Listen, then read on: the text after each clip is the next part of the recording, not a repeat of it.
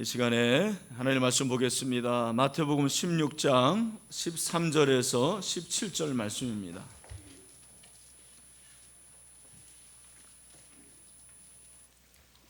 마태복음 16장 13절에서 17절, 처음 오신 분들 위해서 특별히 자막을 좀 띄워드릴 테니까 보시면서 한 절씩 읽으시면 되겠습니다. 교독이라고 그래요. 제가 먼저 읽겠습니다. 예수께서 빌립보 가이사랴 지방에 이르러 제자들에게 물어 이르시되 사람들이 인자를 누구라 하느냐?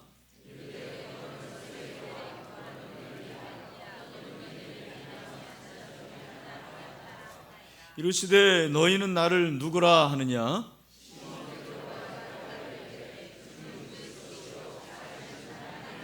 같이 읽겠습니다. 예수께서 대답하여 이르시되 바요나 시몬아 내가 복이 있도다. 이를 내게 알게 하니는 혈육이 아니요 하늘에 계신 내 아버지시니라. 아멘. 네, 우리 같이 한번 인사하겠습니다. 옆에 있는 분들 처음 오신 분들도 있겠고 아시는 분들도 있겠지만, 자, 주님의 이름으로 환영합니다. 잘 오셨습니다. 네, 감사합니다. 주님의 이름으로 환영합니다. 오늘 믿음에 대해서 말씀을 드리겠습니다. 믿음은 영혼을 새롭게 한다라는 제목으로 하나님의 말씀을 전하겠습니다. 초대 교회 성도들이 특별히 그 로마의 신앙의 그 압제를 피하면서 숨었던 곳이 여러분 아마 아실 거예요. 카타콤이라는 지하 동굴이었습니다. 이 지하 동굴은 현무암이어서 이렇게 파기가 좀 용이했습니다. 그래서 긴 터널을 만들었고 거기서 모임을 가졌습니다. 초대교회 성도들이 예배도 드리고 기도도 하고요. 그리고 특별히 무덤을 만들었어요. 제가 이렇게 가보니까 어린아이들의 무덤도 있고 또 뭐 어른들의 무덤도 있어요. 그래서 그 동굴 안에서 그렇게 쉽게 말하면 뭐 일상생활을 했다 해도 과언이 아닌 것입니다. 그런데 그들이 서로를 이제 확인을 해야 됩니다. 왜냐하면 언제 로마의 그 스파이들이 올지 모르기 때문에 서로를 뭐 잘 모르잖아요. 그래서 각자가 예수 믿는 그리스도인이라는 것을 표시하기 위해서 하나의 그 상징을 통해서 그렇게 서로의 정체성을 확인했습니다. 마치 그 군대의 암구호처럼. 그 상징이 바로 여러분이 보는 이 물고기 그림이에요. 물고기 그림. 여러분, 그 물고기라는 것이 왜 물고기를 그렸을까? 왜 그렸을까요? 어떤 분들은 물고기가 그리기 쉬워서 그렇다 그렇게 말하는 분도 있는데, 그렇지 않고 물고기라는 이 헬라어 단어가 익투스인데 여러분 보시는 대로 5개의 헬라어 문자가 있습니다. 그리스어죠. 근데 그 첫 자를 보면은 예수스, 크리스토스, 데오스, 휘오스, 소페르. 그래서 이것은 무슨 말이냐면 예수 그리스도는 하나님의 아들이고 소페르, 구원자다. 그런 말이에요. 그래서 이 5개의 단어의 첫 자를 모으니까 익스가 됐고, 이것이 바로 그리스어의 물고기 단어하고 똑같은 거예요. 그래서 물고기를 이렇게 그렸습니다. 여러분, 그들이 정말 얼마나 고통을 당하고 고난 가운데서 신앙생활을 했겠습니까? 하지만 그들은 그 모진 고난을 다 극복하고 그들의 삶에서 행복이 넘쳤어요. 늘 감사와 기쁨이 충만했습니다. 무엇이 그들로 하여금 그렇게 행복하게 하고 감사가 넘치고 그리고 기쁘게 했을까? 그게 무엇일까요? 그건 바로 예수 그리스도를 믿는 믿음이 그렇게 만드는 거예요. 여러분, 믿음이라는 것은 예수 그리스도를 믿는 것인데 이 믿음이 있는 사람과 없는 사람들은 천지 차이입니다. 교회 안에도 믿음이 있는 사람과 없는 사람이 공존해요. 정말 저는 여러분들이 믿음이 있는 사람들이 되기를 바랍니다. 여러분, 믿음이 있으면 고난도 축복이 되고, 믿음이 있으면 아무리 어려운 가난 그리고 질병도 나에게는 그것이 행복이 되는 거죠. 그것이 믿음의 힘입니다. 믿음은 한 사람을 바꾸죠. 한 영혼을 새롭게 만듭니다. 오늘 여러분 이 말씀을 잘 들어보시고, 특별히 우리 새가족들은 예수 그리스도를 믿는 믿음으로 말미암아 여러분의 영혼이 새로워질 수 있게 되기를 주님의 이름으로 축원합니다. 예수님께서 가이사라 빌립보, 오늘 우리 본문에는 빌립보 가이사라 지방이라는 곳에 가셨습니다. 거기서 예수님이 제자들에게 질문을 하세요. 어떤 질문이냐면, 사람들이 도대체 나를 누구라고 하느냐. 그랬을 때 제자들이 자기가 들었던 대답을 해요. 예수님, 어떤 사람은 예수님을 세례 요한이라고 합니다. 어떤 사람은 예수님을 엘리야라고 합니다. 어떤 사람은 예수님을 예레미야, 또 선지자 중에 한 사람이라고 말합니다. 그래? 예수님이 또 질문을 합니다. 제자들에게, 그러면 너희들은 나를 누구라고 하느냐? 그렇게 질문했을 때 시몬 베드로가 아주 유명한 대답을 해요. 아마 교회를 좀 다닌 분들은 이 말씀을 많이 들어봤을 것입니다. 16절에 나오는데 우리 다 같이 한번 읽어보겠습니다. 시작. 시몬 베드로가 대답하여 이르되 주는 그리스도시요 살아계신 하나님의 아들이시니이다. 아멘. 여러분, 여기서 시몬 베드로가 주는 그리스도시요 살아계신 하나님의 아들입니다라는 이 고백은 사실은 제자들로서는 처음 한 고백이에요. 그리고 교회적으로도 교회사에서 최초의 신앙의 고백이 바로 마태복음 16장 16절에 나오는 고백입니다. 여러분, 이 고백을 보면 베드로가 예수님을 주라고 그래요. 주. 여러분, 주가 무슨 말입니까? 주는 주인이라는 말이에요. 베드로는 예수님은 저의 주인입니다. 그렇게 고백해요. 예수님은 제 인생의 주인입니다. 믿음이 뭐냐? 믿음은 주인이 바뀌는 거예요. 여러분, 믿음이라는 것은 내 인생의 주인이 바뀌는 거예요. 예수 믿는 사람들은 여러분 어떻게 고백하느냐? 내 인생의 주인은 내가 아니고 누굽니까? 예수 그리스도. 그 누가 불렀습니다. 어떤 가수가 내 인생은 나의 것이라고 그랬는데, 여러분, 우리가 불러서는 안 될 금지곡입니다. 내 인생은 내 것이다 안 해요. 물론 여러분의 것이기도 합니다. 남의 것은 아니지만 여러분, 여러분의 인생을 주관하시는 분은 살아계신 하나님이십니다. 그의 아들 예수 그리스도이십니다. 왜 그렇습니까? 예수님이 하나님의 아들이에요. 하나님이 인생을 창조했어요. 인간을 창조합니다. 태초에 하나님이 천지를 창조하시니라. 하나님의 피조물, 저와 여러분은 하나님의 피조물이에요. 여러분, 피조물인 인간이 하나님을 주인으로 모시는 건 당연한 거죠.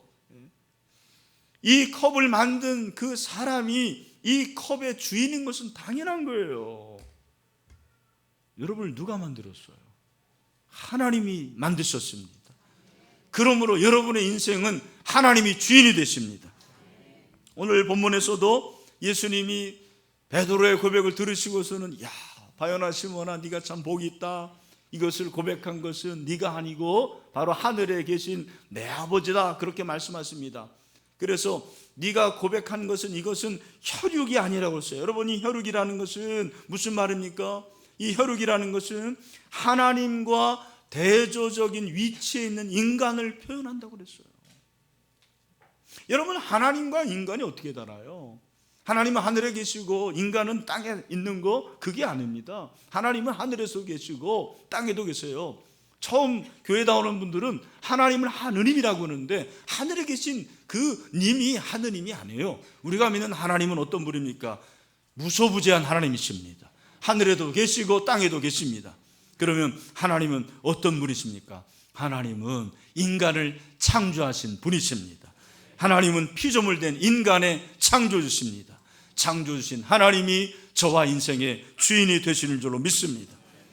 세계의 영웅이라고 불리는 여러분 나폴레옹을 아시죠? 그 나폴레옹은 아주 키가 작은 사람이었어요. 키가 작은 거 외에는 흠이 없어요. 얼마나 부지런하고 얼마나 성실했는지 모릅니다. 그가 소위로부터 시작했어요. 소위로부터 황제까지 됩니다. 이렇게 승진한 사람이 없어요. 그가 나중에 뭐라고 말합니까? 내 사전에 불가능은 없다. 천만에요. 그에게 불가능이 있었습니다.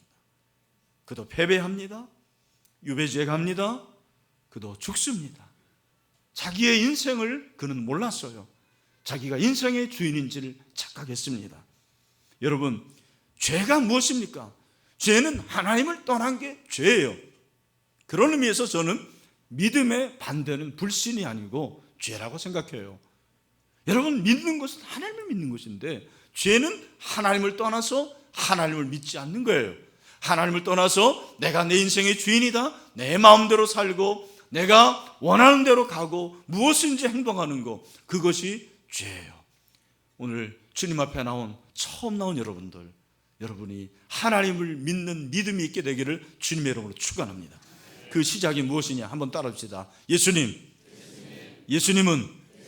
저의 주인이십니다. 여러분, 이것이 바로 믿음인 줄로 믿습니다. 또한 그리스도시로 그랬어요. 여러분, 그리스도라는 것은 메시아라고 그랬어요. 들어봤을 거예요. 그래서 크라이스트, 영어로 그 크라이스트가 그리스도예요.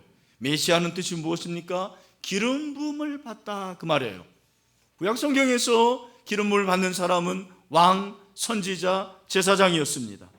여러분, 당시 유대인들은 메시아를 기다렸어요. 그 메시아는 구세주였어요. 자신들을 구원할 구세주, 그 메시아는 구세주일 뿐만 아니라 그들의 희망이었어요. 여러분, 베드로는 예수님에 대해서 예수님은 예수 그리스도이십니다. 주는 그리스도라는 말은 예수님은 나를 구원할 분이십니다. 우리 민족을 구원할 분이십니다. 예수님만이 내 인생의 소망이십니다. 우리 민족의 소망입니다라고 고백하는 거예요. 여러분, 이 민족을 여러분 너무 잘 아실 거예요. 정말 말이 안 나옵니다. 어제도 15만 명이 촛불 집회를 했다고 그랬어요. 여러분, 촛불 집회를 하는 것도 중요하고 지국 선언을 하는 것도 중요하고 나라 민족을 위해서 무엇을 하는 것이 중요할 텐데, 여러분, 우리의 기도가 무엇입니까? 우리의 기도는 바로 예수 그리스도가 대한민국의 소망이라는 것을 믿는 것입니다. 이 민족의 소망은 예수 그리스도였습니다. 이 민족의 소망이 예수 그리스도이기 때문에 예수 그리스도를 믿는 저와 여러분을 통해서 하나님께서는 이 민족을 고치시고 회복시켜 줄 줄로 믿습니다. 주는 소망이십니다. 예수님은 내 인생의 주인이고 예수님은 저의 소망입니다. 우리의 소망입니다 고백하는 거예요. 그리고 살아계신 하나님의 아들입니다, 그렇게 고백해요. 여러분, 여기 살아있다라는 것은 죽은 거의 반대가 아니에요. 잘 들으세요. 살아있다라는 것은 진짜라는 말이에요. 여러분, 베드로가 고백한 이 곳이 가이사라 빌립보인데, 가이사라 빌립보는요 팔레스틴의 최북단에 있어요. 갈릴리에서도 한참 갑니다. 한 40km 가야 돼요. 그런데 여러분, 이 가이사라 빌립보는 신도시예요. 계획도시입니다. 첨단의 도시예요. 누가 만들었느냐? 헤롯 필립이라는 분봉왕이 만들었어요. 아마 제가 얘기했어요. 분봉왕, 그 당시 지역을 4등분으로 나눠서 다스렸는데 헤롯 2세의 배다른 형제가 빌립이었어요. 그 헤롯 빌립이 이 도시를 만들었습니다. 얼마나 잘 만들었는지 몰라요. 여러분, 사진을 보면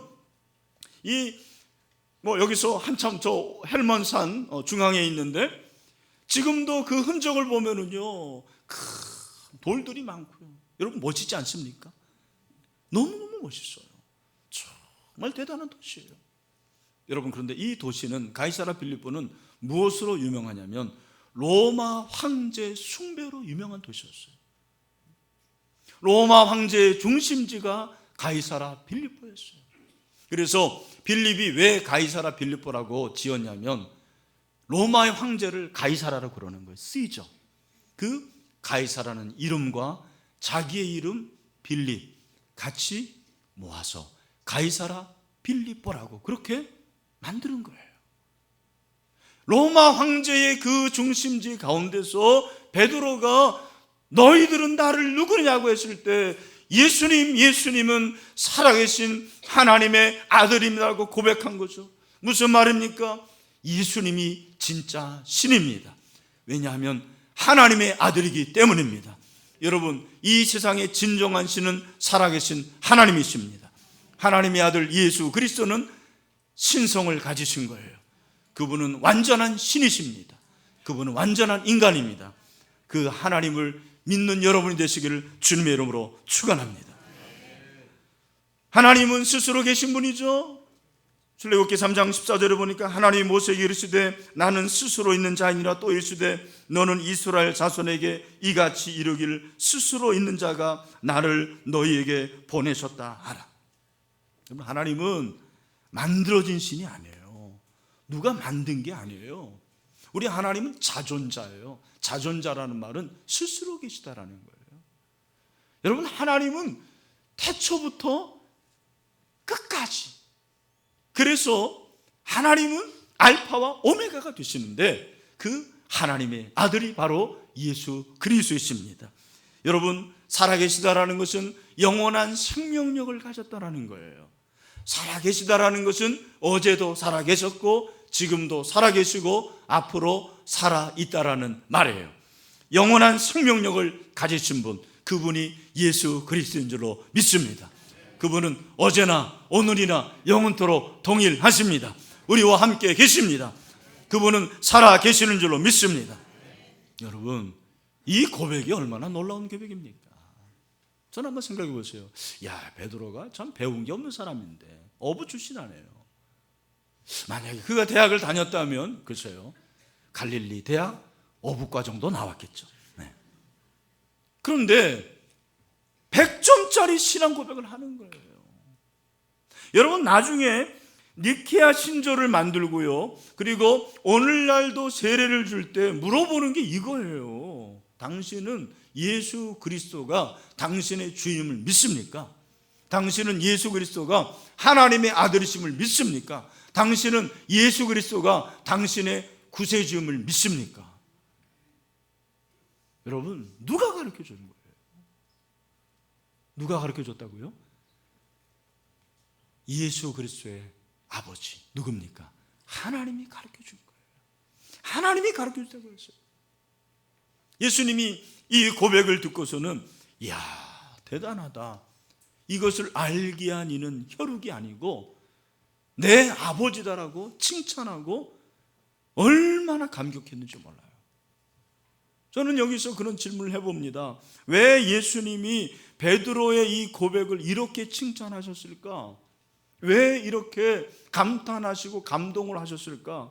여러분, 우리가 흔히 생각하는 것은 이 고백은 이 고백 자체가 완전하고 이 고백 자체가 대단하고 훌륭하기 때문이다. 맞습니다. 여러분, 한 가지 기억하십시오. 오늘 예수님께서 베드로의 고백을 칭찬하신 것은 그 신앙 고백도 중요하지만 그 신앙 고백을 하는 베드로의 영혼의 상태 때문에 그랬어요. 그의 영혼의 상태가 예수 그리스도를 믿는 믿음으로 말미암아 얼마나 변화가 되는지 몰라요. 새로운 사람이 된 거예요. 저는 베드로의 그 모습을 저는 발견하게 됩니다. 여러분, 우리가 누군가에게 사랑의 고백을 하죠. 여러분도 아마 그런 고백을 해본 적이 있을 거예요. 저도 제 아내하고 1년 동안 연애를 하고 결혼을 했습니다. 제가 이제 프로포즈를 한 거 아닙니까? 근데 최근에 제 아내가 그러는 거예요. 여보, 당신은 나에게 프로포즈를 안 했어요? 그러는 거예요. 제가 진짜 너무 어이가 없어가지고, 아니 내가 왜 안 했냐? 분명히 했다. 근데 여러분, 대충 하면 안 되겠더라고요, 보니까. 특별하게 해야 돼. 우리 결혼 안 하신 분들은 특별하게 해서 기억할 만한. 근데 저는 한번 그런 생각을 해봤어요. 여러분, 어떤 사람이 프로포즈를 하는데, 사랑하는 사람에게 고백을 하는데 자기가 알고 있는 모든 미사여구를 다 동원해가지고 최고의 신앙 고백을, 그 결혼의 사랑의 고백을 한, 신앙 고백이 아니고, 네. 그런데 그 마음에는 사랑하는 마음이 하나도 없었어요. 여러분, 그러면 그 사랑의 고백은 의미가 있는 겁니까? 의미가 없어요. 여러분, 무슨 말입니까? 예수님이 베드로를 칭찬한 것은 그 고백이 위대하기도 하지만 그 고백을 하는 베드로의 영혼의 상태가 너무 아름다운 거예요. 베드로의 마음을 보셨습니다. 베드로의 중심을 보셨습니다. 여러분, 입술의 고백이 진짜가 아닙니다. 그런 의미에서는 로마서 10장 9절 10절을 잘 이해해야 돼요. 내가 만일 내 입으로 예수를 주로 시인하며 또 하나님께서 그를 죽은 자 가운데서 살리신 것을 내 마음에 믿으면 구원을 어떻게 해요? 받으리라. 사람이 마음으로 믿어 의에 이르고 입으로 시인하여 구원에 이르니라. 여러분, 그래서 세무 축제도 제가 영접하시는 분들은 다 일어나라고 하고 구원에 초청을 하고 기도를 따라하게 합니다. 그러면 내가 죄인이고 나의 죄를 위해서 예수님이 십자가에 죽으신 것을 입으로 시인하면 그 사람이 구원을 받는 것으로 간주해요. 그러나 그것은 하나님과 자기만 아는 거예요. 진짜 믿음으로 하는가? 여기 군대 가져오신 분들은 알겠지만 군대에서도 여러분, 교회 다니는 분들, 사병들이 주기도문도 암송합니다. 사도신경도 암송합니다. 때로는 세례도 받습니다. 그런데 그것이 진짜인지는 하나님과 자기만 아는 거예요. 미션 스쿨에서 세례를 베풉니다. 제가 최근에도 문일고등학교 가서 500명이 넘는 그 세례식에 참석을 했어요. 문일고등학교가 지금까지 7,000명이 넘는 세례를 줬다고 하더라고요. 근데 저는 질문합니다. 그 중에서 과연 몇 명이 진정으로 예수 그리스도를 영접했을까? 몇 명이 진정으로 세례받았을까? 저는 이 질문이 오늘 이 자리에 있는 저와 여러분에게 동일한 질문이라고 생각합니다. 여러분, 정말 진심으로 예수 그리스도를 여러분의 인생의 주인으로 모시고 있습니까? 예수님이 여러분의 진정한 소망이십니까? 예수님이 영원한 생명을 가지신 어제나 오늘이나 영원토록 동일하신 하나님의 아들이심을 믿습니까? 그를 믿으면 천국에 갈 수 있다고 믿습니까? 이 믿음이 당신의 영혼을 새롭게 만드는 거예요. 이 믿음이 있는 자는 새로운 피조물로 변화가 됩니다. 누구든지 그리스도 안에 있으면 새로운 피조물이라. 이전 것은 지나갔으니 보라, 새 것이 되었느니라. 로마서 12장 2절에서는 뭐라고 말합니까? 사도 바울이 우리에게 말씀하는 것이 우리에게 주시는 음성이에요. 다 같이 시작. 너희는 이 세대를 본받지 말고 오직 마음을 새롭게 함으로 변화를 받아 하나님이 선하시고 기뻐하시고 온전한 뜻이 무엇인지 분별하도록 하라. 할렐루야. 여러분, 이 말씀은요, 베드로의 신앙 고백은 그 앞에 있는 누룩과 연관해서 살펴봐야 돼요. 여러분, 16장 전반부에 뭐가 있냐면 예수님이 칠병이어로 4,000명을 먹이시고 그 4,000명을 먹이신 후에 예수님께서 제자들에게 말씀하십니다. 그게 6절이에요. 6절에서 뭐라고 합니까? 예수께서 이르시되 산과 바리새인과 사두개인들의 뭐를 주의하라? 누룩을 주의. 뭐를? 누룩을. 여러분, 바리새인들은 어떤 사람들입니까? 바리새인들은 형식주의, 전통주의 대표자들이에요. 이들은 말씀을 믿었습니다. 말씀을 알았어요. 영혼도 인정했습니다. 천사도 인정했습니다. 부활도 인정했어요. 그러나 그들에게는 형식이 있었지만 알맹이가 없었어요. 신앙의 실존이 없었습니다. 우리 가운데 그런 분들이 많아요. 교회는 다니지만 실제가 없어요. 너무 습관적이고 관습적인 종교인들이 많아요. 그들의 대표가 바리새인들이었어요. 여러분, 사두개인들은 어떤 사람들입니까? 사두개인들은 현실주의자였어요. 이들은 영의 존재를 인정하지 않습니다. 이들은 부활도 인정하지 않아요. 천사도 인정하지 않습니다. 이들은 현실주의자예요. 근데 예수님께서 말씀하시기를 그들의 누룩을 주의하래요.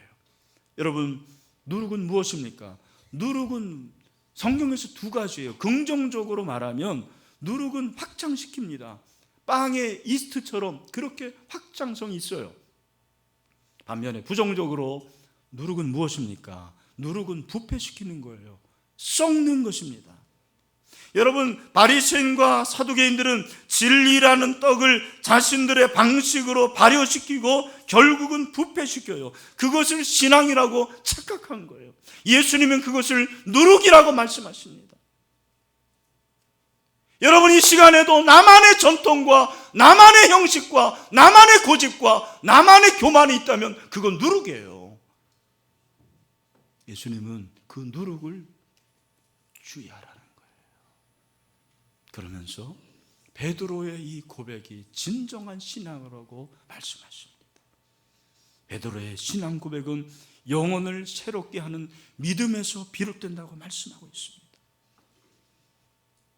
여러분, 저는 이 세상에서 믿음처럼 놀라운 것이 없다고 생각을 해요. 믿음 있는 사람들은 달라요. 믿음 있는 사람들은 보는 게 다릅니다. 믿음 있는 사람들은 말하는 게 달라요. 믿음 있는 사람들은 생각하는 게 달라요. 믿음 있는 사람들은 가치관이 달라요. 오늘날 여러분, 이 한국교회가 왜 이렇게 된지 아십니까? 믿음 없는 성도들이 너무 많은 거예요. 누룩을 가지고 그것이 믿음이라고 착각하는 거죠. 믿음 없는 목사들도 많고 믿음 없는 성도들이 너무 많아요. 오늘 저는 예수님께서 우리에게 말씀하신다고 생각해요. 너는 나를 누구라고 말하느냐? 너는 나를 누구라고 말하느냐? 여러분, 주는 그리스도시요 살아계신 하나님의 아들입니다고 고백할 수 있는 이 시간이 되기를 간절히 소원합니다. 그런 의미에서 믿음은 축복이에요. 신앙은 축복입니다. 참 축복이에요. 여러분, 그렇게 생각하지 않습니까? 바요나 시모나, 너는 참 복받은 사람이다. 혈육으로 네가 이 고백을 한 게 아니고 하늘에 계신 내 아버지께서 하게 하신 것이다. 무슨 말이에요? 여러분, 고린도서 12장 3절을 보니까 그러므로 내가 너에게 알리노니 하나님의 영으로 말하는 자는 누구든지 예수를 저주할 자라 하지 아니하고 또 성령으로 아니하고는 누구든지 예수를 주시라 할 수 없다고 그랬어요. 여러분, 지난주에 제가 일어나라고 그랬습니다. 예수를 믿을 사람들은 일어나라. 여러분, 30분 설교 듣고 여러분 40분 50분 간증 듣고 내가 예수님을 내 인생의 주인으로 모시겠습니다 하고 일어나는 것은 저는 기적이라고 생각해요. 어떻게 그런 일이 일어날 수가 있겠습니까? 하나님의 선물이에요. 하나님의 축복입니다. 여러분, 그렇게 교회를 오래 다녀도 예수를 믿지 못하는 사람들이 있다는 거죠. 신기한 거예요. 죽어가면서까지 예수님을 고백하라 하는데도, 인생의 주인으로 고백하라는데도 고백하지 못하고 아멘 하는 그 한마디 하지 못하고 지옥으로 떨어지는 사람도 있어요. 저는 오늘 이 설교를 준비하면서 사실은 결론이 이것이에요. 믿음은 축복이구나. 믿음은 축복이구나. 내가 한 건 없어요. 오직 하나님의 은혜요 하나님의 선물인 줄로 믿습니다. 그런 의미에서 지난주에 생수께 나오시고 오늘 또 이렇게 나오신 여러분들을 주님의 이름으로 축복합니다. 여러분, 하나님의 선물을 받은 자들인 줄로 믿습니다. 제가 이번 주에 어떤 여집사님을 만났어요. 이분이 우리 교회 2010년부터 등록을 해서 처음 신앙생활을 했더라고요. 그때 나이가 69세예요. 몸이 너무 불편했고 등록 후 얼마 안 가서 남편이 돌아가신 거예요. 혼자 됐습니다. 얼마나 외롭고 힘들었겠습니까? 몸이 쇠약해지는 가운데서 위험에 덜커덕 걸렸습니다. 수술을 받았어요. 면역력도 떨어지고 정말 힘든 나날을 보내는 가운데서 내가 정말 하나님을 찾아야겠다는 그런 마음이 들어서 하나님을 찾는데 하나님께서 어느 날 예배를 통해서 그 집사님을 만나주셨어요. 그렇게 눈물이 나오더랍니다. 예배를 드리고 말씀을 듣는데 그렇게 눈물이 나와. 지금도 그래요. 당신은 지금도 예배를 할 때 그렇게 눈물이 나온다. 심지어는요 그런 얘기를 해요. 목사님, 저는 목사님의 말씀을 들을 때 어떤 때는 일어서고 싶습니다. 일어서서 목사님의 말씀이 맞습니다. 목사님의 말씀이 정말 맞습니다. 그렇게 소리 지르고 싶더라. 근데 여러분, 이분이 그런 얘기를 해요. 자기가 예수님을 믿고 나서 두 가지 변화가 있대요. 크게 변화가, 하나는 모든 일에 감사하대요. 또 하나는 뭐냐면 남을 비난하지 않는데요. 그전에는 그렇게 남을 비난했는데 남을 비난하지 않는다. 내가 주님을 위해서 무슨 일을 할까 하다가 힘도 없고 하는 가운데서 성경 필사를 해야겠다는 마음을 줘서 지금 성경 필사를 하고 있대요. 산을 오르면서 산행을 하면서 늘, 오늘 참 그 찬송 오늘 너무 좋았어요. 나 같은 죄인 살리심, 주님의 은혜가 놀랍습니다. 내가 하나님의 자녀가 되었습니다. 그래서 내 남은 인생 주를 위해서 일할 수 있게 되었습니다. 행복한 노년이 되게 하심을 감사합니다. 늘 그렇게 감사한다는 거예요. 때로는 지칠 때도 있지만 그럴 때마다 하나님 나라를 소망하면서 이 땅에서의 어려움이 조금 불편한 것뿐이라는 믿음을 갖게 되었다는 것, 참 이게 중요한 거죠. 조금 불편한 것뿐이라는 것, 이게 믿음의 힘이죠. 믿음이 영혼을 새롭게 하는 거예요.